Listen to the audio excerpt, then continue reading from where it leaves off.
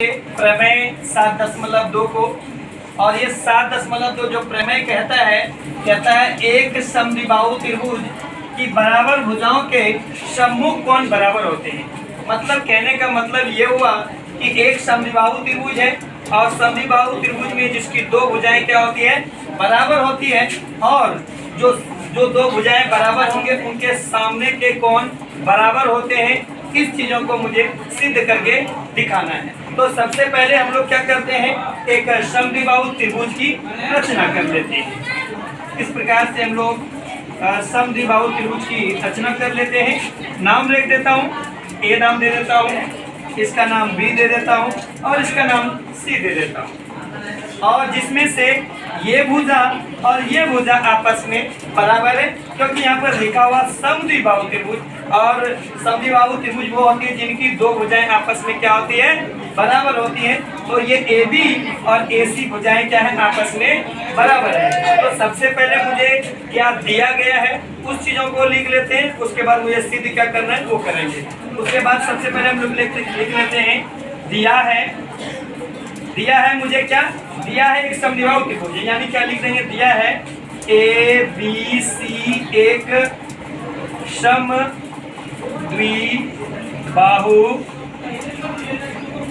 त्रिभुज है, जिसमें मुझे क्या दिया है, AB बराबर AC दिया है, AB बराबर AC दिया है। तो सिद्ध करना है कि यानी AB के सामने C और AC के सामने B, तो मुझे सिद्ध करके दिखाना है एंगल B बराबर एंगल C।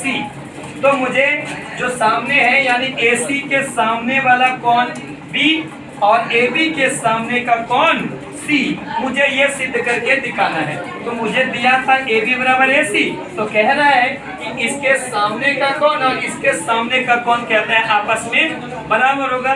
ये चीज मुझे सिद्ध करके दिखाना है। तो सबसे पहले मुझे सिद्ध करने से पहले हम कुछ इसमें उत्पत्ति करेंगे, रचना करेंगे। तो मैं यहाँ रचना लिख देता हूँ। रचना में लिख देता हूँ क्या, यहाँ से लेकर के मैं एक लंब खींच लेता हूँ और इसका नाम मैं D रखता हूँ, यानी कि AD लंब BC खींचा मैंने। AD लंब यानी AD BC पर मैंने क्या किया, AD को लंब खींच लिया।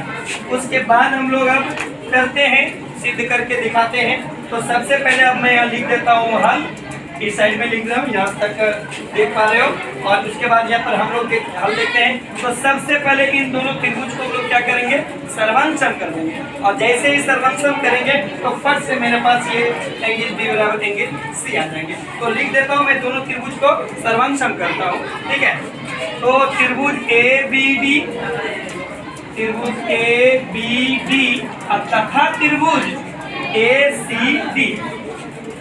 ACD में, ठीक है, देख पा रहे हो। मैं बात कर रहा हूँ त्रिभुज ABD और मैं बात कर रहा हूँ इस त्रिभुज में ACD में। इस बात कर रहा हूँ, तुम लोग देख पा रहे हो। तो हम लोग देखते हैं कि इन दोनों त्रिभुज में क्या AB बराबर AC है, AB बराबर AC है।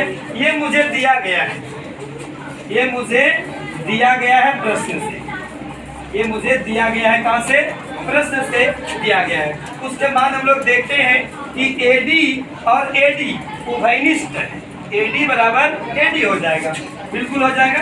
तो AD बराबर AD इसलिए क्योंकि ये AD जो भुजा है इस कोण को भी बनाता है और इस कोण को भी बनाता है। तो AD बराबर AD हो जाएगा। तो ये हो जाएगा फाइनली क्या, उभयनिष्ठ हो जाएगा। दो चीजें मैंने बराबर कर रखा है। अब मुझे देखना है कि देख सकते हो कि जब हम लोग किसी त्रिभुज में लंब डालते हैं तो 90 डिग्री का कोण बनाता है। तो इस पार का भी 90 डिग्री बन गया और इस पार का भी 90 डिग्री का कोण बन गया। तो हम लोग कह सकते हैं ना, इस त्रिभुज में ADB और इस त्रिभुज में ADC समकोण है। लिख देता हूं मैं एंगल ADB,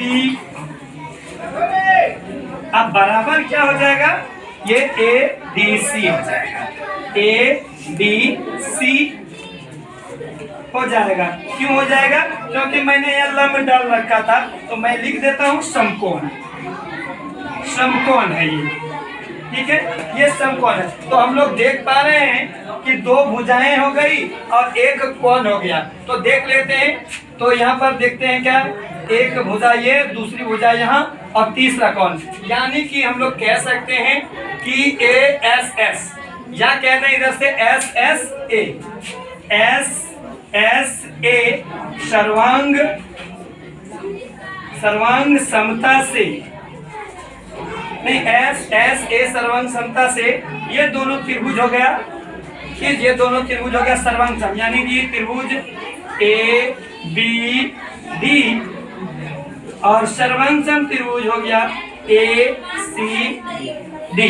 ये दोनों त्रिभुज जब मैंने सर्वांगसम कर दिया, तो यहाँ पर जब ये दोनों त्रिभुज जब आपस में बराबर हो गए, तो इनके जो बचे हुए कोण ये हैं और बचे हुए ये कोण क्या हो जाएंगे, आपस में बराबर हो जाएंगे। तो हम लोग लिख देंगे एंगल ए बी डी, या लिख देंगे सीधा एंगल बी अब बराबर एंगल सी, और इसका कारण हम लोग देंगे सी पी सी टी।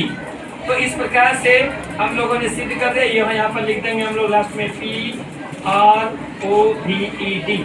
इस प्रकार से ये सिद्ध हो गया। तो हम लोगों ने देखा कि एक समद्विबाहु त्रिभुज की जो जब दो भुजाएं बराबर होती है, तो उनके सामने के कोण भी क्या होते हैं, आपस में बराबर होते हैं। तो इस प्रकार से इस तरह का तो लोग समझा जा सकता है, ठीक है बस।